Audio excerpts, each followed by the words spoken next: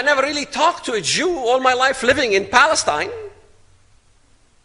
The only language I knew was the bad language. I can tell you some Hebrew bad language that I cussed through the fire line in all the demonstrations that I went through. I began to have a chat with her, but I didn't want her to know that I was an Arab. So I didn't roll my R's. Ma'am, my name is Bill. I'm from California. You know.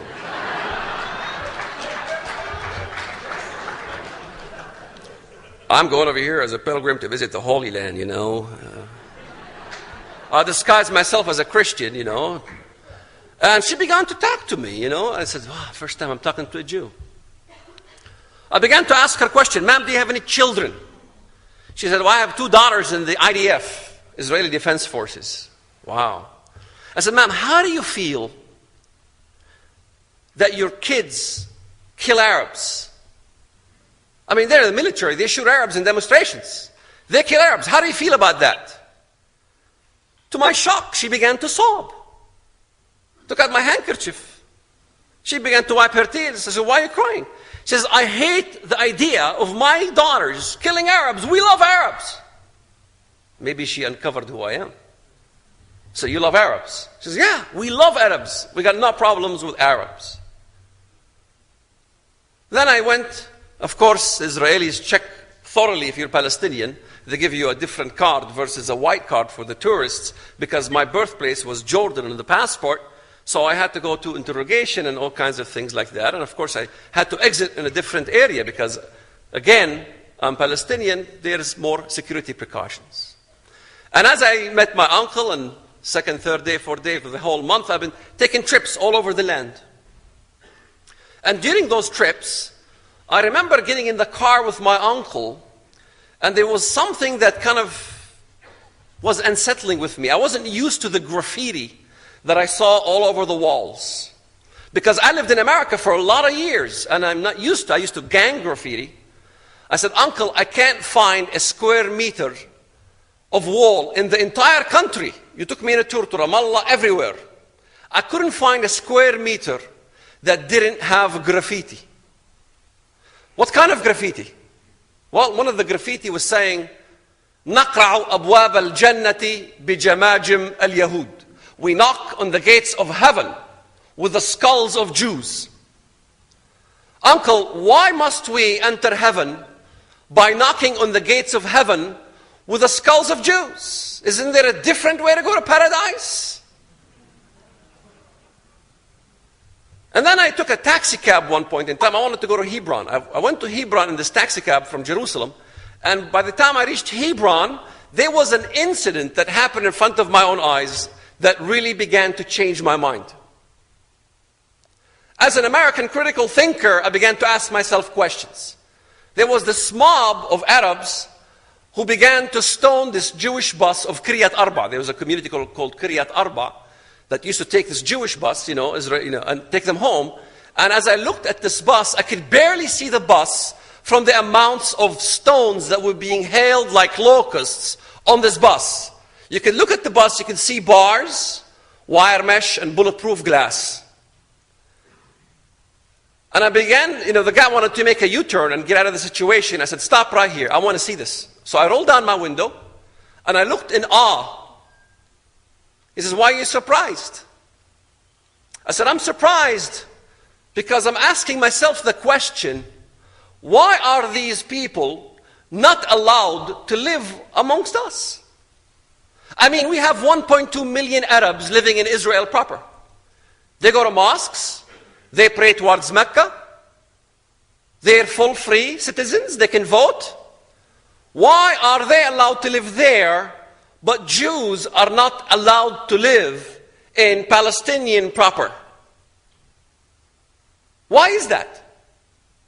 Of course, that's a stupid question. In fact, it's a stupid question even in our Western culture. Because one Jewish rabbi had a bumper sticker in his car. It says on it, Jerusalem for the Jews.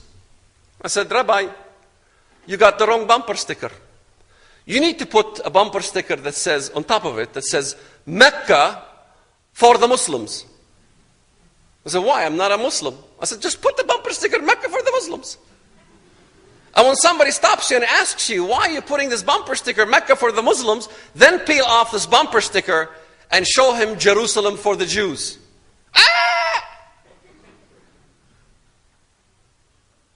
A Jew walks on the Temple Mount and it's a problem. The whole world is up in arms. The Pope makes a statement and the whole world is up in arms. Effigies of the Pope being burned all throughout the world. But yet one set of dogma fits, but it doesn't fit for these guys. These guys are allowed to be that way. We're not allowed to have critical thinking to criticize a religion. Criticizing a religion is not racism. Criticizing a religion is a freedom of speech. I had many family members who died. I look at it back, and as I rewind back, I look at my cousin Ra'id, the 16-year-old boy who wanted to go and put explosives on Ben Yehuda Street to kill Jews. Of course, the Israelis, when they know you have explosives in the car, sometimes they shoot first and they ask questions later. What do you want him to do? You want it to be American-style kind of justice. Okay. Sir, you have a right to remain silent. You have a right for a Jewish lawyer. Here's a couple of shekels, and you can make a phone call. Boom. Everybody dies.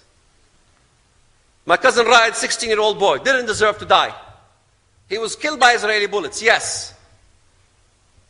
How did my family react? My Aunt Fatima, she had a wedding festivity in the village. A wedding celebration. And the entire community came to congratulate my Aunt Fatima because now Ra'id is in heaven. He is interceding for 70 members of his family so they can also enter paradise. All my life as a Muslim, I criticized the Christians because the Christians believed in Jesus and his blood redemptive act that, remitted sins and wiped out all the sins of mankind if they believe. Because Islam as a religion rejected the idea of intercession. You can't intercede. Nobody can intercede for somebody else to go to heaven. That's the Islamic dogma. No Muslim will disagree with me with that. وَلَا تَزِرُ وَازِرَةٌ وِزْرَ أُخْرَى. No one can intercede for somebody else. Yet, as I began to think about it, I said, wait a minute. My cousin Ra'id sort of became like Jesus now, because by the first drop of his blood, his sins are forgiven. Now he can intercede for 70 members of his family, so they can go to heaven. My first bomb maker, Mahmoud al-Mughrabi, his cousin, Dalal al-Mughrabi, famous, killed 36 Israelis in a bus.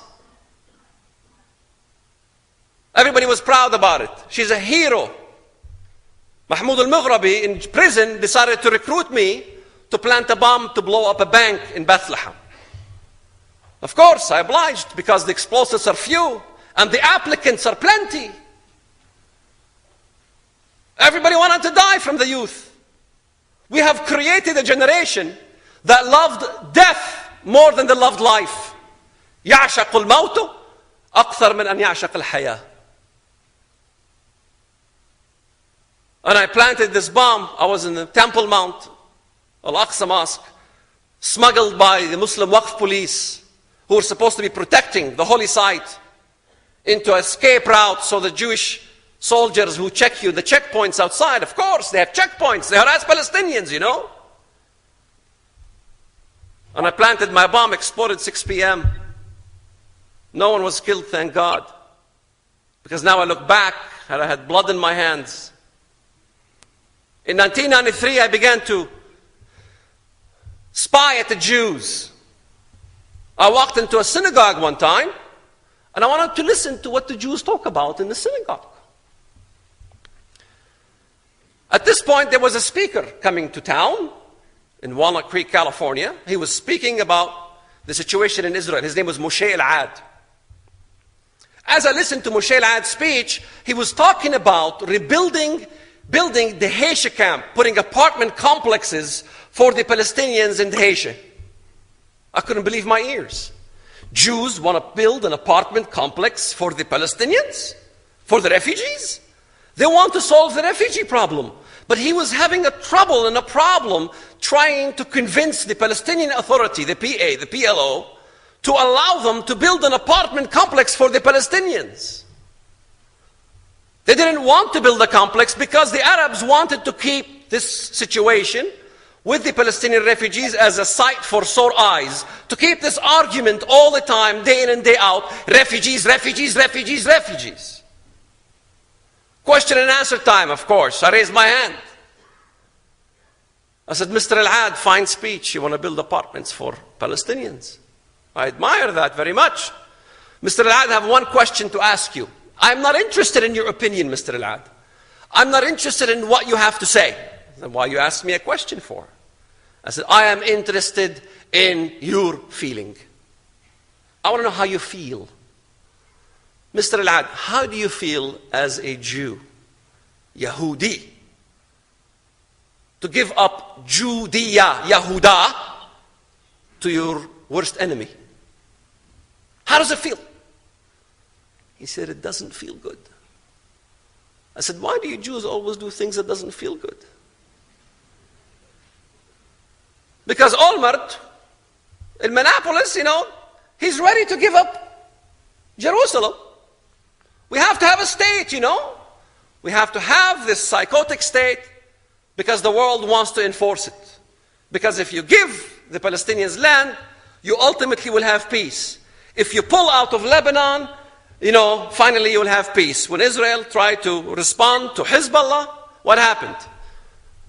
Katyusha rockets, missiles, all kinds of things from Qassam rockets all over. And the world stood still. And when Israel retaliated and began to attack the groups of Nasrallah, and of course civilians died. Civilians always die. Condoleezza Rice said we must have cessation of hostilities. Yom Kippur War, as the Arabs were winning, the United Nations did nothing. As soon as Israel turned the war around, you had a resolution come out, cessation of hostilities. In fact, the hardest thing is to speak at university campuses. Because at university campuses, everybody wants to carry a placard, blood is more precious than land. Jewish students raise these placards during the peace process, blood is more precious than land. Give land. Well, I could make the same argument. My wife and kids are more precious than my house. Leave the windows and the doors open. Apartheid wall. Jimmy Carter.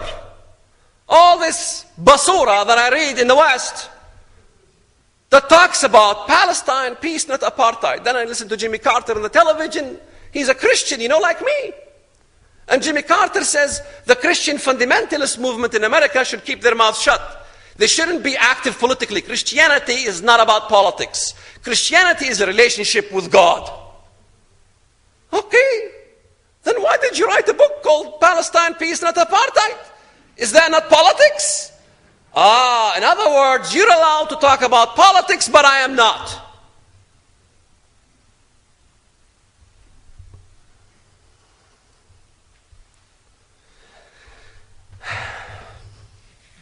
I began to ask my family more questions. I wanted more answers. I began to ask my father. I said, Father, you were saved by a Jewish doctor in Jerusalem. Dr. Barnaba in Jerusalem saved your life. You had a blood clot. You had a week to live. And your father, my grandfather, took you to Jerusalem to a Jewish doctor. And you even told me the story that the Jewish doctor saved your life. Do you ever make a dua, a prayer for the doctor that saved your life? Maybe God bless him and bless his children. He says, there is only one prayer we have for the Jews. لعنة الله على بني إسرائيل كما لعنهم الله على لسان داود كما لعنهم الله على لسان عيسى ابن مريم. Cursed be the Jews, as they were cursed by the mouth of David, as they were cursed by the mouth of Jesus, son of Mary. Wow, such appreciation for Hadassah Hospital. Then I went to my uncle Ibrahim. He taught Islamic studies on Al-Aqsa. I said, Cousin Ibrahim, you drowned in the Mediterranean Sea because you didn't want to see the Geverets, the chicks on the beach, and you're religious. You went to a secluded beach and there was no lifeguards. You drowned. Remember that story? He goes, yeah, I remember that story.